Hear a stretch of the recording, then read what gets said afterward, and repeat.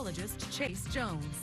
Well, again, we keep our eyes on that cloud convection as we made our way into a beautiful Friday night. It's David. His name is David. We got to get this right. I promise you. Brian is on vacation right now. David is on the desk. Now, a beautiful sunset with it blasting in our eyes on the loop. So let's get ready as sunset gets earlier and earlier. But it is a timing issue between when winter is going to get here, or at least those colder temperatures enough to kill those screw flies as they close in on the border of Texas. Now, temperatures over the last 24 hours going from those triple digits all the way back down into those mid-70s. A good run at those mid-90s, and we're cooling off pretty slowly right now. It's pretty warm out there. We're going to level out in those lower 70s tomorrow. A good run at those mid-90s. Then we're going to warm up right near those triple digits. But I promise you, it is going to cool off very soon. 85 in San Angelo. Everybody else in a combination of mid to lower 80s across the entire area. Everybody's down about 10 degrees. 88 in Robert Lee, 86 in Junction, 82 over there in Mason. So 6 degrees across the entire Concho Valley, and that's the spread we've held all day. So at least we know the air mass moving over us is pretty consistent as we make our way into a pretty humid weekend. You can feel it out there. Dew points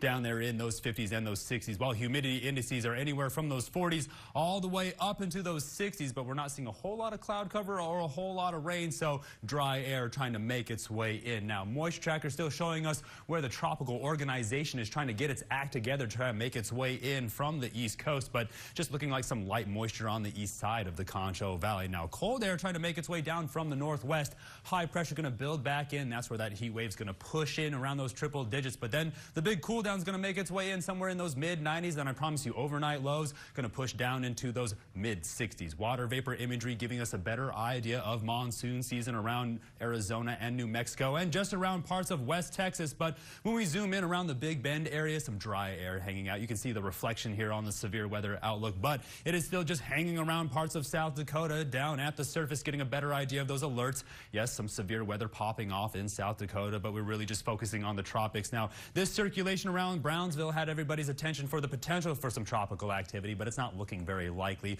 Of course, it's still stamped down there as a tropical depression, but I don't think it's going to have any more fuel. Sea surface temperatures are down there in those mid-80s, so by tomorrow when they warm up somewhere in those lower 90s, there's hurricane fuel out there, just too much wind shear in the upper levels, just too high of winds, not enough exhaust. There's a handful of ingredients that we need, and they're just not out there. When we're taking a good look at the futurecast, there's tomorrow afternoon's thunderstorm activity. Of course, Steven's going to get a better look to decide whether or not it wants to show up, but as we make our closer towards the first full week of school, we're already halfway through August, and there are 4 more months to go in 2026.